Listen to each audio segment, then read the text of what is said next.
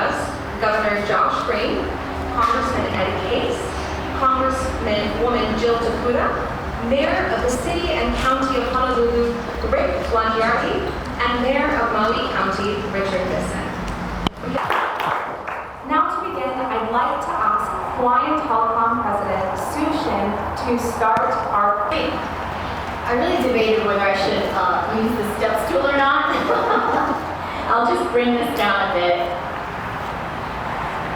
It's really an honor for me to be here with so many of you, with Governor Green, Congressman Case, Congressman Takuda, Mayors Blangiardi and Bisson, and other distinguished leaders and partners as we unveil a really groundbreaking vision for Hawaii's future. Today, Hawaiian Telecom is excited to announce that together we'll make Hawaii the very first fully fiber-enabled state in the country by 2026, the end of next year.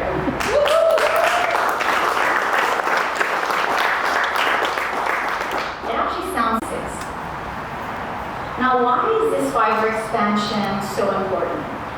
For many in our communities, particularly those in underserved areas, access to high-speed broadband can be transformative. It opens doors to education, healthcare, and economic opportunities. Morning, aloha. Ms. Shin, my colleagues in office from all parts of our government partners, private sector partners, my former House colleague, Mr. Iona over there at Palama Settlement, thanks so much for having us. And believe me, for both Jill and me, it's great. And by the way, for the governor who was on my plane yesterday as well, it's great to be home. Washington today is a little cold in more ways than one. And so it's just so nice to get home to spend a little bit of time with you at such a great event. You know, sometimes we kind of take connectivity a little bit for granted, don't we, in communication, but we forget that if you look back over the centuries and millennia, really, if you want to go that far back in history, basic connectivity is what has really held societies together, what has really advanced societies, what has made them go. I mean, you think about really the runners for the ali'i in the old days and the canoe paddlers between the islands. You think about the settlement of the West and the Pony Express, and then you think about telegrams and telephones and on, and today we're in digital. And so the concept is no different than it ever has been, that as we connect with each other, we strengthen our society. We have stronger economics, we have stronger social ties, we have stronger advancement going on into the future. And so that has always been true, but it's always been much more of a challenge when you get to very isolated parts of our world. So we're talking particularly about places that are 2,500 miles away from the other pieces of land, and then even within them here in Hawaii, the islands themselves. And so connectivity is not something that comes easy for us here, and yet it is absolutely necessary. And full connectivity, as we're talking about here, is both one of the great challenges and one of the great opportunities for our state. And that's why what we're talking about here really is so momentous if you think about it. You know, not only to achieve full connectivity throughout our state, but to be the first. Sometimes we underestimate ourselves for being the first. And we have an opportunity here, and we are going to realize being the first state throughout the entire state. And by the way, Jill's going to get up here to talk soon for the 2nd Congressional District, which of course is all of the islands of Hawaii who have tremendous connectivity challenges and opportunities. But I represent the 1st, and we are also in need of connectivity. There are pockets of the 1st Congressional District, the city proper of Honolulu, that are not connected today. And so this is truly a great advancement. And as Sue already said, like all great advancements, it occurs, especially here in Hawaii, through partnerships of all levels of government, of the private sector, and of the community. In the case of this project, as was already mentioned, it is supported by your federal government. Your federal government has advanced somewhere north of $100 million since 2012 towards these ends. For example, the National Telecommunications and Information Administration, the NTIA, which is how we fund many of these efforts throughout our country, has advanced 37 of that 100 million simply with middle mile connectivity, which is a fancy way of saying between the islands as opposed to on the islands. And what I'm particularly gratified about from the federal funding perspective through the Appropriations Committee and otherwise is that a lot of this funding is competitive grant funding. So in other words, we have two kinds of funding. We have formula funding, and it kind of just comes to you automatically, you know, how much road funding do you get by how many miles of road do you have? But competitive funding is harder. You have to go out and prove your case. You have to go out and compete against other places. Sometimes we underestimate ourselves, and yet here we have a perfect example of competitive funding that we went out and got competitively throughout the country for a project that is truly a pioneering project. And that's how the country looks at it. That's how the feds look at it. They look at not only is it a good project, but it will demonstrate something to the rest of the country on how you actually do connect unconnected or hard to connect communities throughout the state. So I'm just really happy to join you here and all of my partners here. Yeah, 26 is not too far away. So definitely, I know I speak for Jill and our whole congressional delegation in saying that we're going to continue to stand with you and see this one all the way through. Mahalo.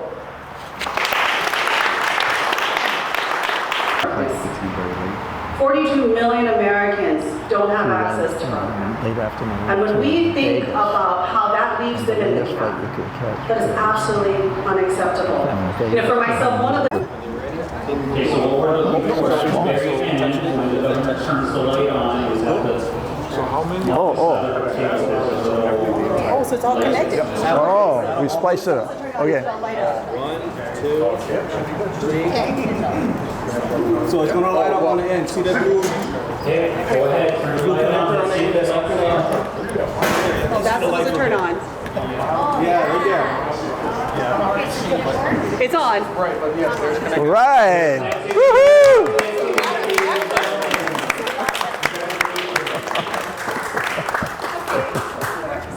Right here, 3, 2, 1. Thank you. Right here. Yeah, right here. I'm going to put on the left side, so we're going to open this clamp. And what you want to do is, once you get to this point in the process, you want to make sure the end of the fiber strand, and this is where your eyes might play tricks on you, you want to place it in between the blue V groove and this little metal pin. It's called an electrode. Okay? And the electrodes are responsible for superheating the fiber so it melts it together to fuse it from 2 to 1. Okay, now let's go ahead and let's have you do this side. Okay? Wait, you're going to do a closed loop then? Oh, well, yeah, for this purpose, just so you can try it, because they wanted to leave the loop connected to the end. Okay. But basically, here's So I strip it first. yeah, give it about 1.25 inches, and you're going to use the furthest. There's 3 different sizes there. You want to go for the innermost groove. Yep. There you go. Okay, and that's, yeah, 1 pass is good. There you go. And you can feel how thin it is, right? It's like a strand of your hair. Yeah, really, man. Okay. Then we're going to go. And then I do the cut. Yep, then you're going to do the cut. And basically what you're going to do is the yellow color that you see there, you're going to put it, you're going to lift it up and you're going to put it in that track, and you're going to get it to be about between 16 and 14 if you can. Wait, I want the yellow to Yep, be? the yellow, with the end of the yellow Oh, right I there. see. You want it to be in between maybe the 16 and 12, anywhere in between there. About there? Yep, a little bit further, just a little, right there. Okay, great. Now you can close this clamp. Okay, that'll hold the fiber in place. Then you close that all the way down. Cut them. There you go. Now you hold the fiber, open the clamp. There you go. And then I'm going in here. Then you're going to go in here. And again, you want And the you told end of me, the fiber tip to be between the blue and Wow, that is tricky, yeah, because of the light. yeah. So it does get a little tricky. How about that? Yep, right about there. It should be good. Yep. Go Put it ahead. down? Close it. Yep. You put it down. Okay. Then you move your hands, and the machine takes over the rest. And as you watched here earlier, what you guys did was, see, this is the 2 strands, and as you can see, it's flat, clean. And then the machine's going to fuse it. You can watch it fuse in real time. Now it's 1 piece. So I get them. Yep. So you got it. Right on. Good. Yeah. And that's basically it. So, if we're home in Hawaii, we're a nonprofit developer. We're focused exclusively on building housing solutions for vulnerable populations, including homeless. So this is Alana Olopono is the 17th Kauhale. The Kauhale concept, so, you know, I used to work at IHS for a little over a decade, and at the time this federal strategy was housing first. Right. So, you know, we subsidized through the Rental Housing Revolving Fund primarily affordable housing development. And we put them into the developments and we subsidized their rents. It was very, very heavily subsidized. It was very expensive, but then also retention wasn't strong. And part of it was when you put people into an apartment, you weren't really connected to your community. So, you know, for normal people, it's hard to know your neighbors, but here, what we're trying to do is more of a community first village kind of concept. It was modeled after Community First Village in Austin, Texas. So we took Governor to Austin, Texas, and we showed him Community First.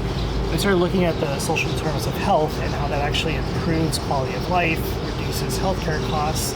And for Governor, he was saying that it's about $3 billion in Medicaid funds comes to Hawaii, and about 61% of that is used on about 3.8% of the population. So it's just costs to hyper-utilizers. And so coming here, we're actually measuring the reduction of costs in terms of services and people's ability to actually become more self-sufficient. But by creating a village, it's no longer about just moving people and number of people served. It's now how long do they actually stay here, connect, and actually build thriving futures together. And what we've done is we actually have also, from a building perspective, figured out how to reduce the cost of construction to make deep affordability possible for the end user. So donated land, use of emergency proclamation. So if Who donated this land? So this is government, state government owned land. Oh, I see. So they still own it. Well, it's long-term land lease, but we also have other donated lands in central Maui, Molokai, west Oahu, Mililani, actually. We prefabricate all these homes, but under the emergency proclamation, what we can do is just what we call smart development. So these are single-family homes. Under the building code, they would actually have to be 10 feet apart, but they're inches. And so what we've done is we've kind of modified our version of the code. So this has 2-hour rated firewalls, external fire extinguishers, just to be able to meet fire code. But under the EP, we're able to make that kind of common sense judgment and still not compromise on critical life safety. These windows here, jealousy windows, those are no longer allowed here in the state of Hawaii because somebody lobbied that hurricane winds can actually destroy those windows and create harm to people inside. But there's never been proof of that, so we went back to jealousy windows. That's about $200 per window, so $400 per unit, versus your hurricane-proof sliding windows. At minimum, it's $900. So, we value engineer basically the development process into bare components. We put it back together, and basically this would cost $16,000 per unit. So the unit, it's single bed, just enough. It's 100 square feet, just enough space for somebody to, have their own space, but shared communal facilities. These are shared bathroom. Drug or mental health incapacity. Yeah. Like there's a distinct minority that don't have a drug issue, don't have some kind of a mental health issue. I don't know if that's true or not, but I've heard it enough to kind of triangulate it a little bit. I guess my question is, if that's their issue, then you're making an assumption that it takes them 2 years to get out of that.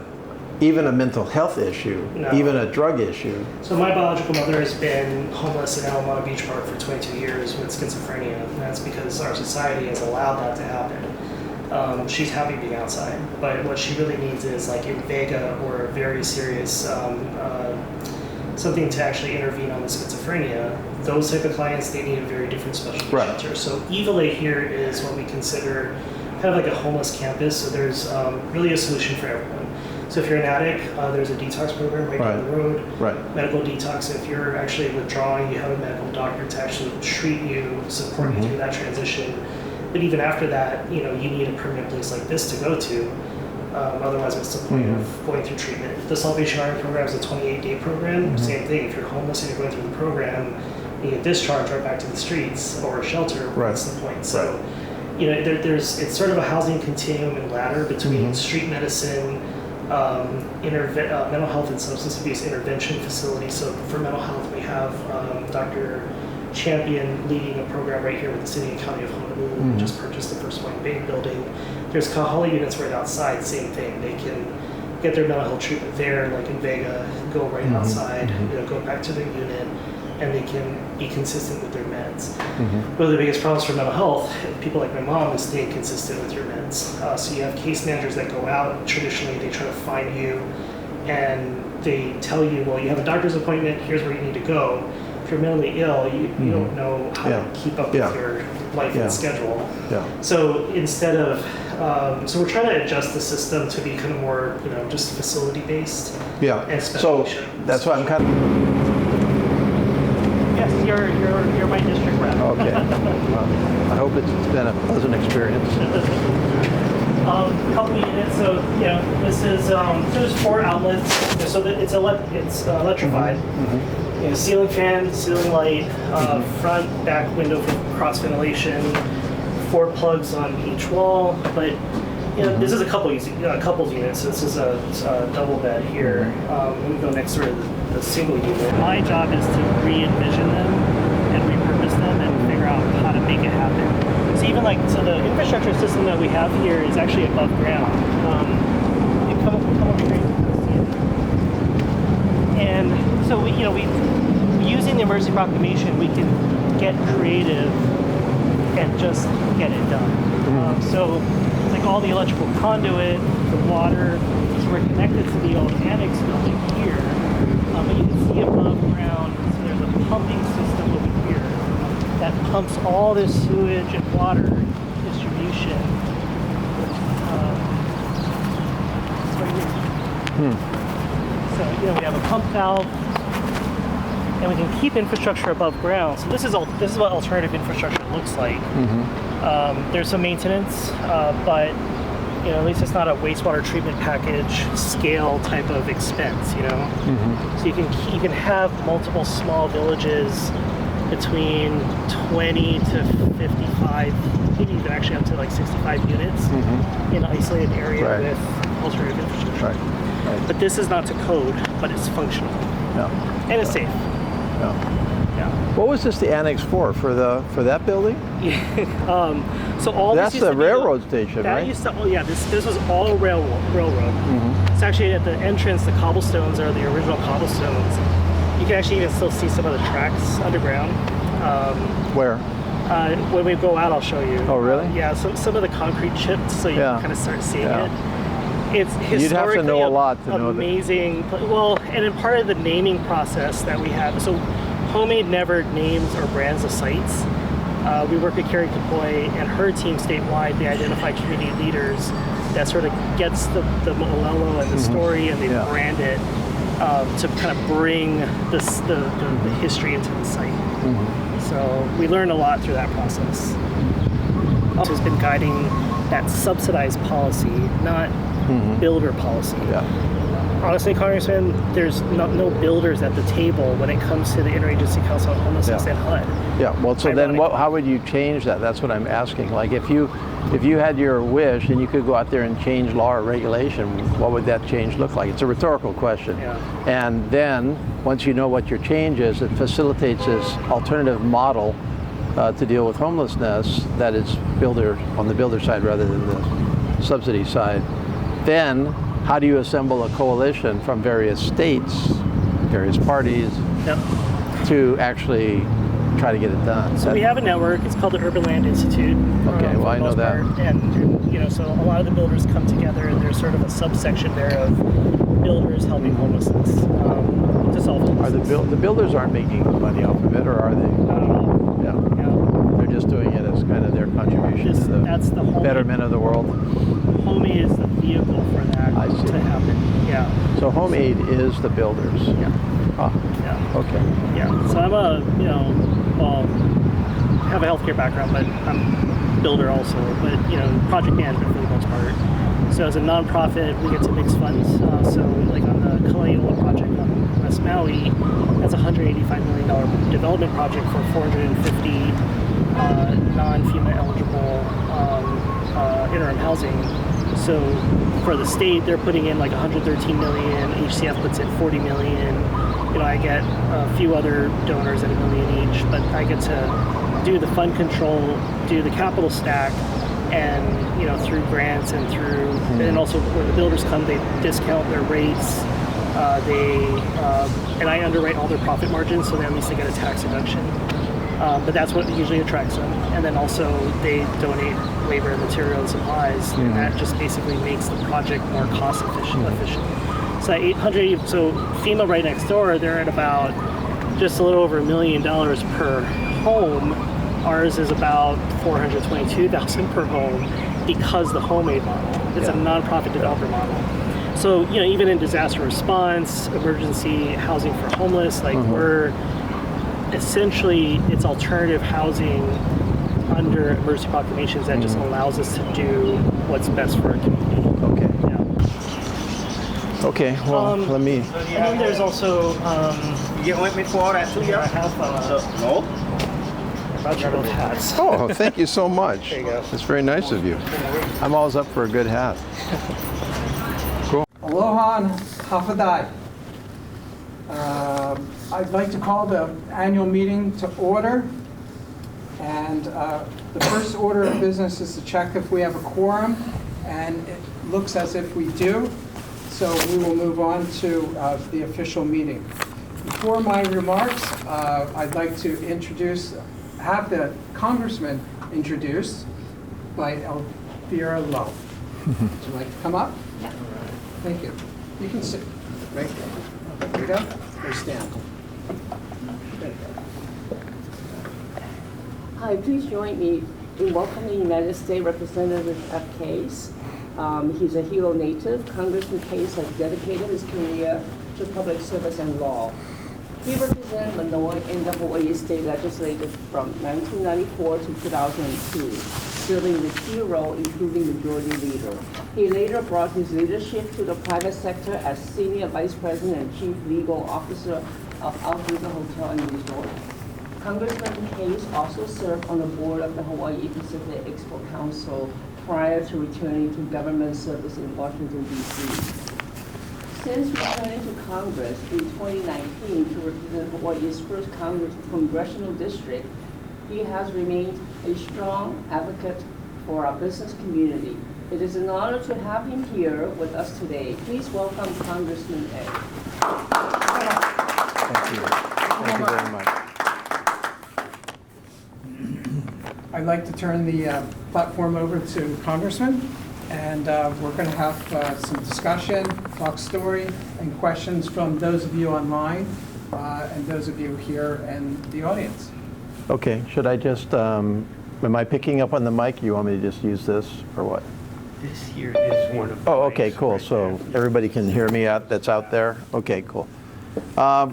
Good afternoon, slightly. And aloha, welcome to a stormy, whatever it is, Thursday. It's really good to be home, first of all.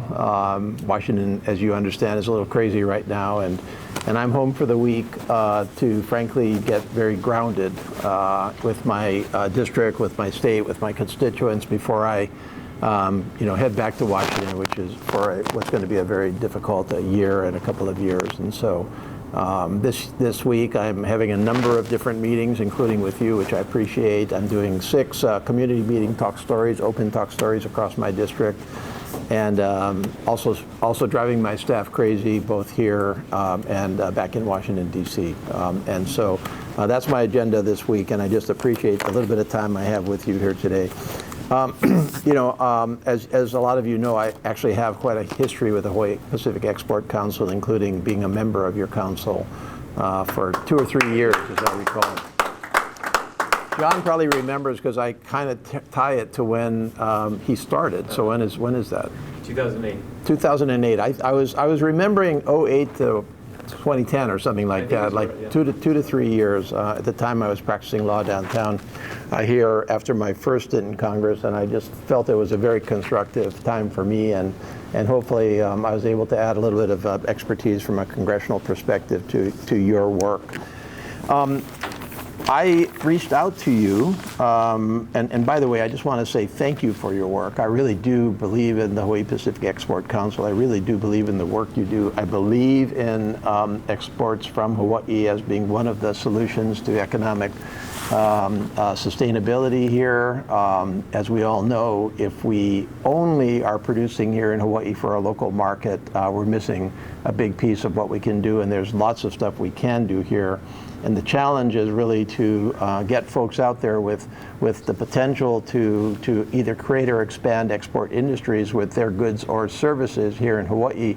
The challenge for them is sometimes just basic information and then resources. And both of those are very, very available from you, from your experts, from our federal government, through the organizations that fund this. And so, the more we can take advantage of all of that, I'm a believer in the approach. We have seen industries that 30 years ago we never expected would be major export industries here for Hawaii become major export industries. Support for the Small Business Administration and specifically the State Trade Expansion Program, the STEP program. Yes, I'm all in on those. The SBA has been an invaluable partner of our small business community here, not just in COVID, where they, were carrying the laboring oar despite great resource constraints, but also, reaching thousands and thousands of business with COVID relief, and they continue on. And same comment about federal support going forward, and I'll get into the big picture on that. So that's going to be something that we're going to have to continue to work on. Support for international tourism, which of course is our #1 export industry, if you want to look at it that way, especially international tourism. I think we all know that our major export overseas, our overseas Japan markets for tourism have not recovered to pre-COVID levels. I think they're up to about half of what they were, as I recall, lately, maybe a little bit more than half. And I don't think that that's for lack of us trying. It's still for lack of internal conditions in Japan, which are pretty tough right now. And so we have to continue to try to support international tourism overseas, coming in international tourism. And the federal government has had some really solid initiatives that can bear fruit in terms of a coordinated international tourism outreach effort in the federal government. Right now, the feds do not coordinate tourism to the same extent that they work on other industries, right? So you would think that tourism, being one of our largest export industries, I forget what it's ranked, but it's like 6 or 7. It's huge. You would think that we would devote more focused attention, and yet if you look at the Department of Commerce, for example, you have an assistant secretary for this industry, an assistant secretary for that industry. We don't have a travel and tourism assistant secretary. We've been trying to get one for a number of years. It's authorized, and it's been bid out, and we're trying to get that person in. Now, query whether that's going to continue in the new administration. Similarly, we have, I think, done much better efforts at coordinated marketing through Brand USA throughout our federal government, which is just starting and needs to expand a little bit more. So if you compare us from an export industry perspective with other countries that are just slam, bam, great on coordinated focus on their tourism industry on all levels, like what do you need? How do we, extend the tax credit for this? How do we brand market this? How do we do an all-of-government approach? We've got a long way to go in our federal government. Immigration pre-clearance in Japan. This is something I've been working on for a long time, and here's the bottom line on it. The true implementation of a pre-clearance agreement with Japan would require Japan to cede some control at its airports to the U.S. Authorities that Japan does not want to cede. Now they're very polite about it. We've had many discussions with them, but fundamentally we can only go so far here. So I don't think we can get to a true pre-clearance, at least in the short term. we can continue to push on it, make it easier. Obviously, we have an issue here at Honolulu International Airport as a port of entry and making that easy. But the true pre-clearance that actually just frees it up so you can kind of take care of everything in Japan rather than having long lines here that people don't like, that's been elusive, to be honest, but not something that we need to give up on. I mean, you never know when things are going to change in Japan, so that's that. Support for Study Hawaii and international education, completely all in on that. I try to support international education wherever I can.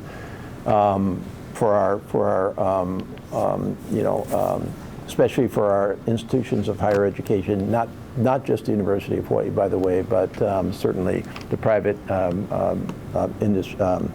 schools like Chaminade and HPU, et cetera, who have very large foreign populations. This is obviously complicated by a much more restrictive visa policy that we have followed, in some cases with good reason, given manipulation of our foreign education visa policy by some of our adversaries, especially the People's Republic of China.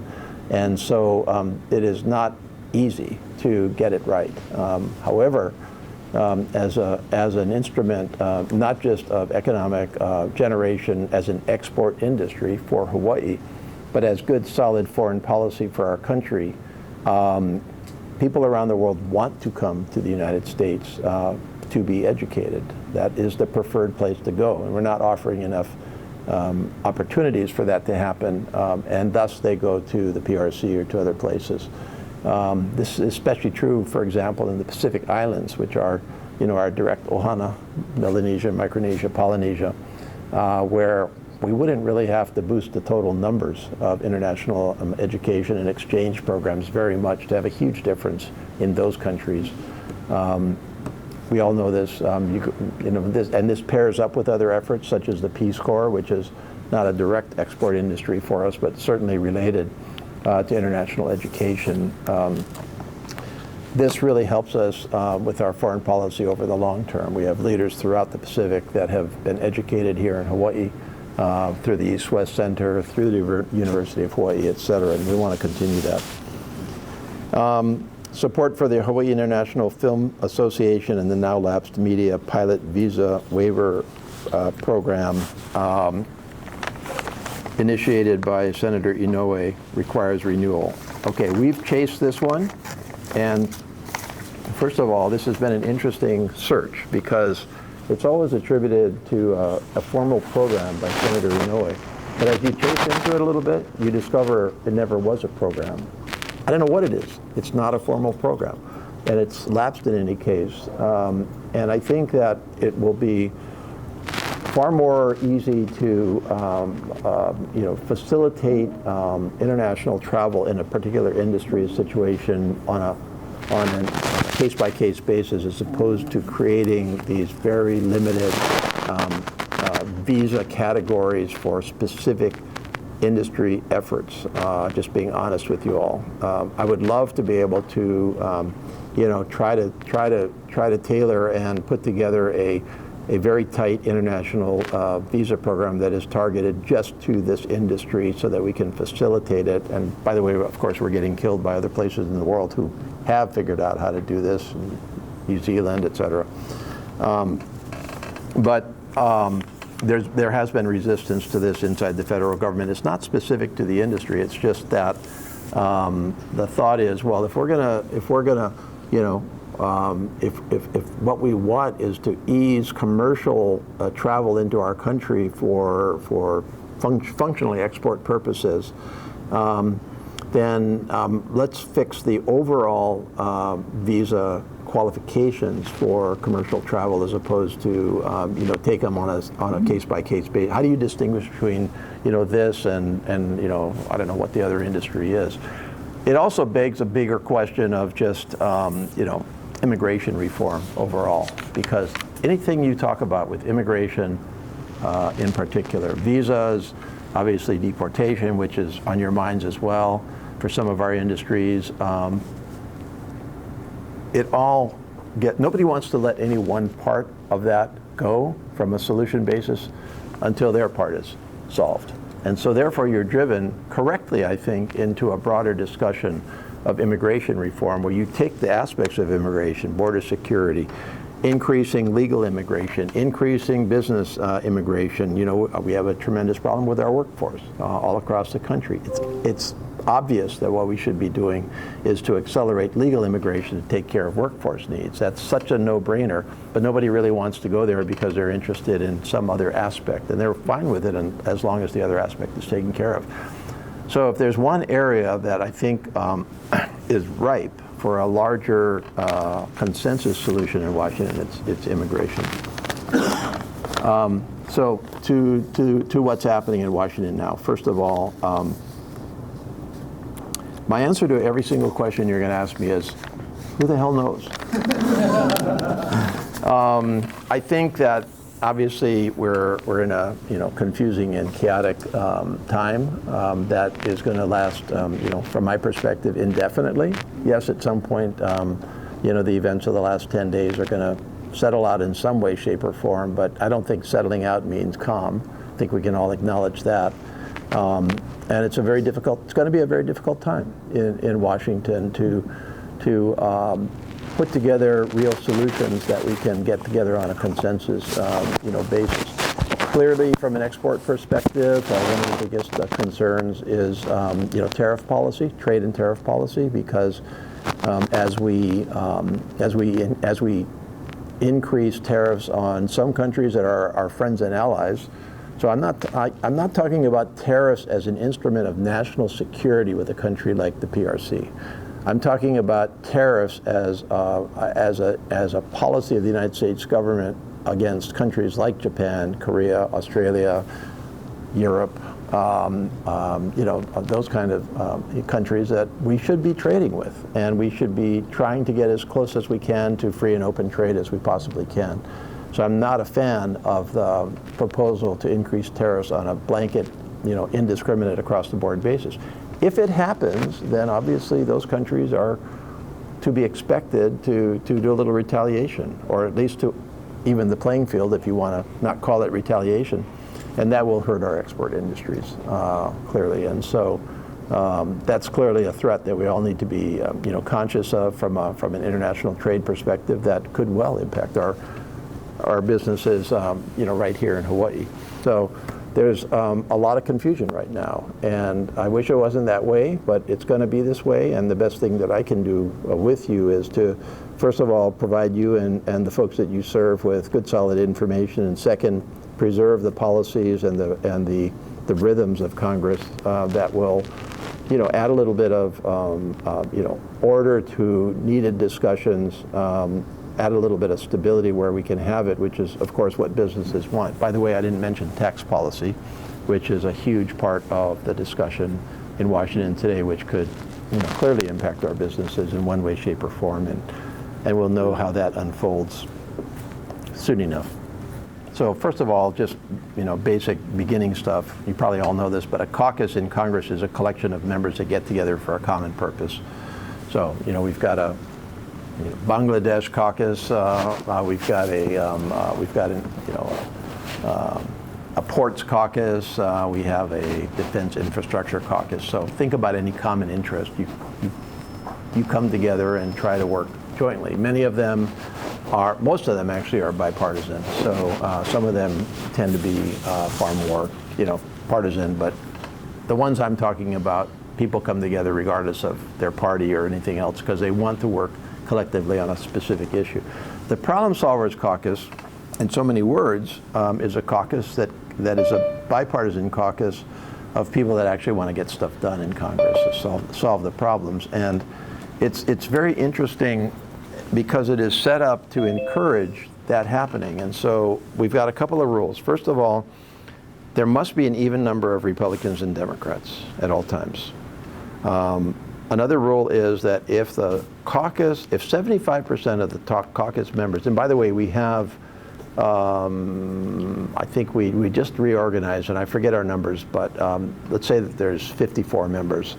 So that's 10% of the U.S. House, or more than 10%. If 75% of us endorse a position, then we all must vote for it. like we pledged that we're going to vote for it. Another interesting one is if you're a member of the Problem Solvers Caucus, you cannot support politically an opponent in your own party that is trying to take out a member of the Problem Solvers Caucus. So we try to take the politics off the table. And there's nothing like it in Congress, like the Problem Solvers. And we've had tremendous success in very specific areas. We were responsible in large part for, not the only ones, but think of us as kind of the fulcrum, right? As many of our fellow members are taking positions from a very binary either-or position, partisan, extreme position. We're trying to say, well, what's actually doable here? What can we agree on? And then can we influence the course of the policy because we are collectively hanging together on agreement?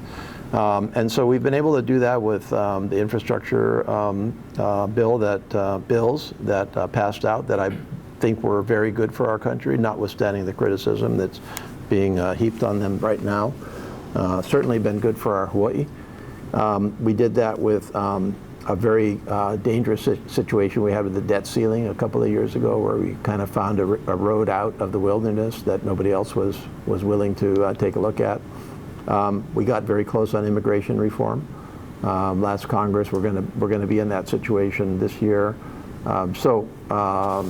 It is a very productive place. Now, we are reformed, but the big unknown, frankly, are the members of the Problem Solvers Caucus, especially the majority members of the Problem Solvers Caucus, going to demonstrate any independence from the Trump administration. And that's an unknown.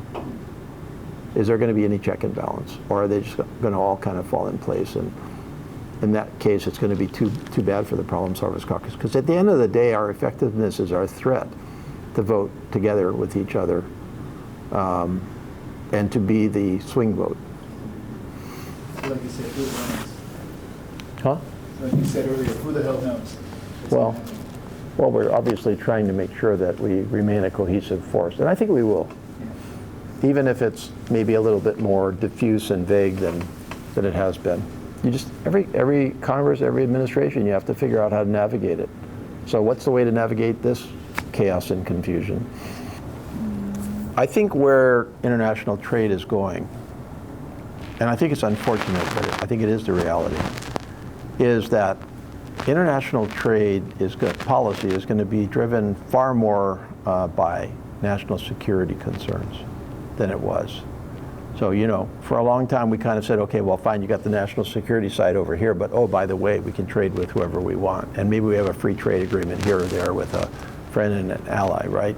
But I think what's happening is unless the geopolitical challenges reverse and the PRC and Russia and Iran do something different, et cetera, we are being driven into a world, for better or worse, where it's going to be harder to have fairly open import and export from the countries that are not kind of, with our idea of where we should be going, and it'd be easier to do that with our friends and allies. And so therefore, think Singapore as an example. Like, well, that's not a good example because we already have a free trade agreement with Singapore, but think about, like India. Yeah, India is a good example.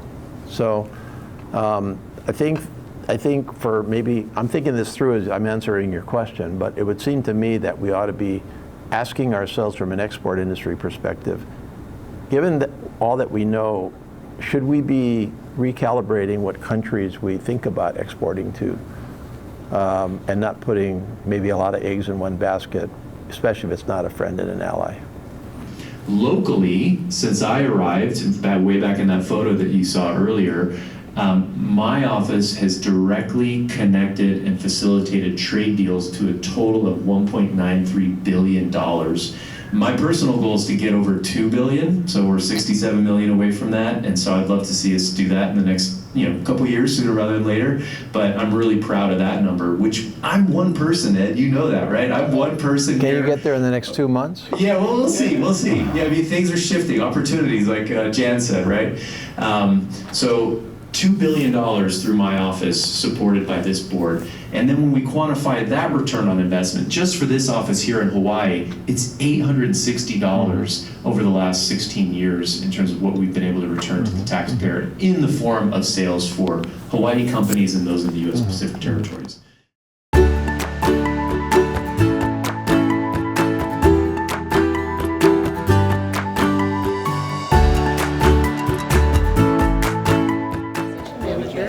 Excellent.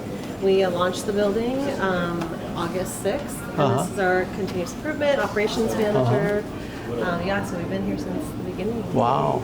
Happy to have you. So Marcus, Stephanie, and Nancy. This is Rebecca. You know me, Suzanne. Yes. I'm Suzanne. Thank you so much for coming. I'm government affairs locally. Oh, I see. On the state side. Yeah, on the state side. Okay, well, what do we got? So we missed you at the ribbon cutting. Oh, yes, sorry But about that. we're really glad you could be here today. Yeah, so we launched August 6th. Yeah, so it's been great. So what, 6 months, right? Is that about right? Yeah, that's right. Okay. 6 months. How's it been so far? You guys got the rhythm going? It's been good, yeah. So it's been good. Actually, it's funny. I was very pregnant when we launched our site. So I was here on day 1 and day 2, and then I had my daughter. So I just came back. Do they have a good leave policy? A great one. Day 1, you get 20 weeks. Oh, wow. Yeah, 20 weeks. Okay, that's cool. And then also for partners, additional 6 weeks. So yeah, it's a great policy. I was actually just telling Suzanne a personal story. It's actually on our Meteor 2 board, but I used our fertility benefits for both of our kids as well. So interesting. Fully covered our IVF. Oh, wow, right on. Another great benefit, but we'll let Marcus know. Okay. You said you are Paul with the sorting. So what happens? Rhythm of the day. At the very beginning of the day, we start our operations at 1:20 in the morning. Lines come in the night before, where we have volume come in the night before. From the planes? From the planes. So they offload the plane, third-party contractor, and then we bring in the volume. And then our station, because we're the last mile, that's where we start our process specifically, where we offload the plane. Well, actually, we offload the plane, we offload the line hauls, and then we bring them onto our line. So on average, we have about, today, 30 to 40,000 packages that we sort across multiple zip codes all over the island. We do but we do service all the island now. Offloads the planes and then transfers it to Hawaii Pacific Freight, and then they truck it here. So they sort it there at their locations. They truck it here, and then we take it from those gray containers that you see there. We offload them from the line hauls, bring it to our tables, and then scan everything, sort it, and then it gets sorted using our conveyor here. And then in each cluster, you can see all your APA aisles here. Each cluster, we have 8 clusters, and the packages get pushed out there based off of the zip codes that they are assigned to. But typically, the other unique thing that you see here with Amazon is all the spaces are a controlled climate. So you see these giant fans, and also we have the ACs just to ensure that it's a safe working condition. And then it's also Amazon's strive to be, Earth's best employer. So how many employees, like the hours that they're working in the morning where this place is filled? Is that from like 6 to 9 a.m.? When will we see this busy? Yeah, so this we'll see this the busiest between 1:20 and 11:50. So 1:20 to about 9 o'clock is when the sortation happens.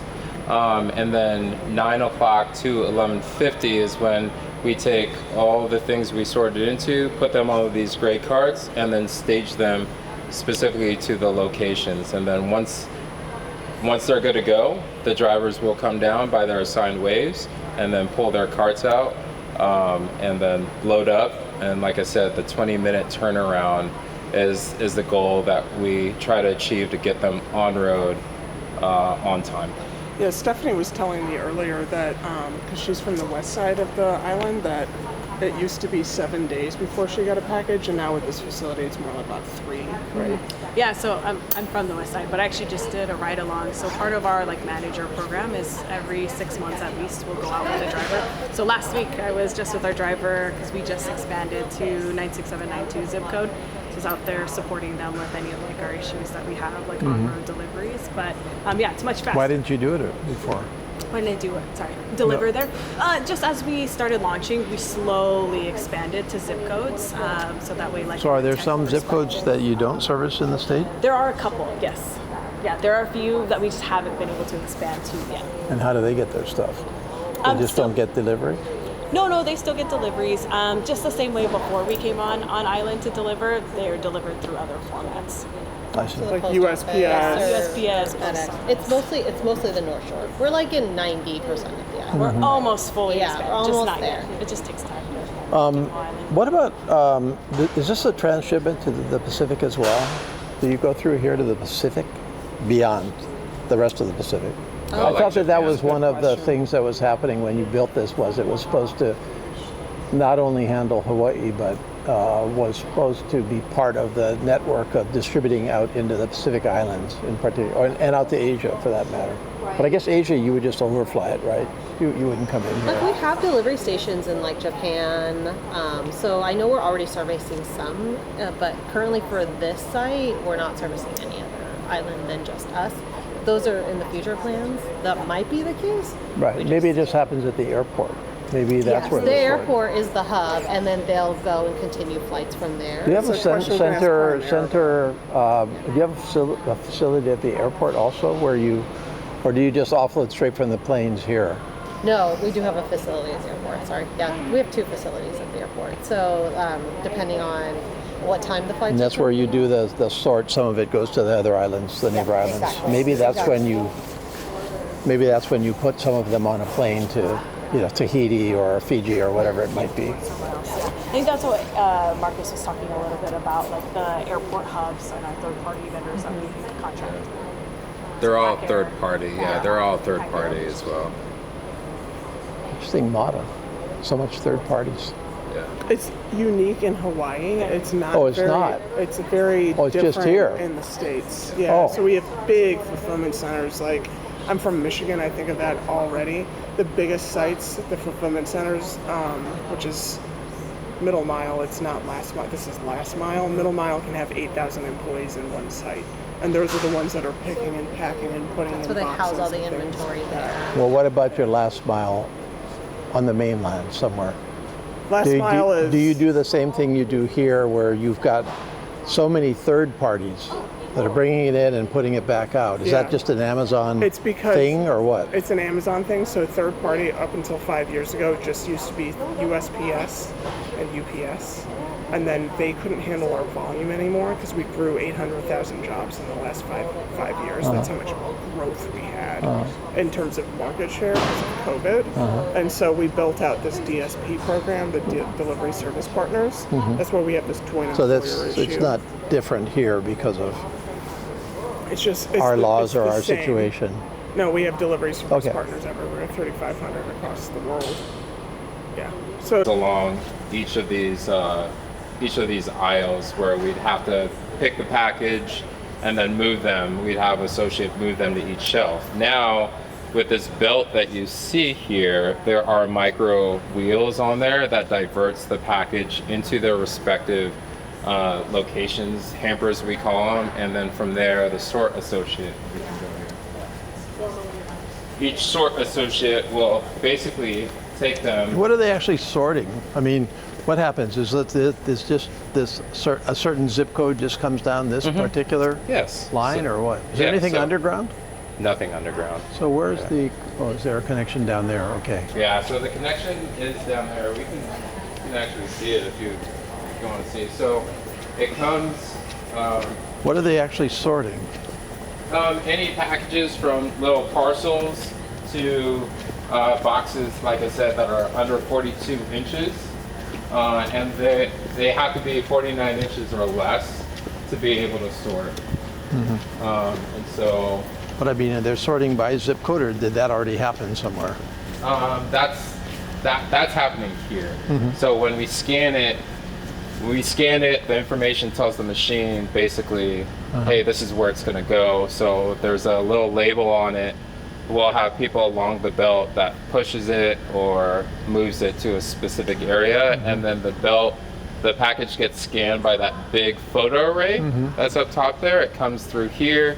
It gives the address here, and then it continues down this belt right here. And then that address basically talks to the computer, and the computer basically tells the wheels, hey, where this Oh, I is gonna see go. what's happening. So- Okay, the wheels are doing it. So I there's got these it. little micro wheels here. Yeah. Okay. And then also we have safety points along. Yeah, Rebecca. Say aloha. That's so I'm not official. 1, 2, 3. Beautiful. One more. Sorry, guys. Hey, how's it? Thanks, Devin. Nice to meet you. Good to see you. Yeah, Director of Operations. Hey, where'd you go? Right on. So what do you got? What do you got going? We got a couple of routes here I could show you. Do you have live on your trucks? Like, you know where your trucks are? Yeah, these are all our. These are live. Right now, live. Yeah. We got. So they just left? They just left here. Yeah. Yeah. So you can kind of, if you click on one of the drivers, you can kind of see all their stops they have throughout the day. So these are all the stops they have. You got some Palava Industrial. Like, these are already their stops. I mean, they're doing it right now. They're doing it right now. The green ones means they're about to do them, and then the white ones means they finished them and delivered. And you can kind of track, how many deliveries. He has 217 packages to deliver today. Yeah.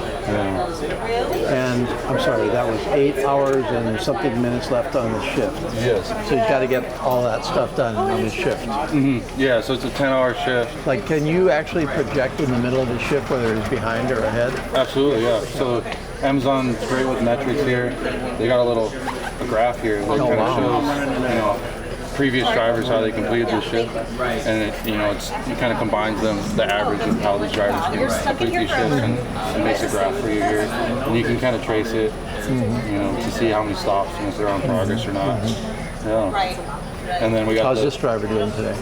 Well, he just got out there, just started, but yeah, estimated return back is 8 o'clock tonight. So. They have to come back here? Return the van, return any extra packages that he couldn't deliver. Right. Yeah.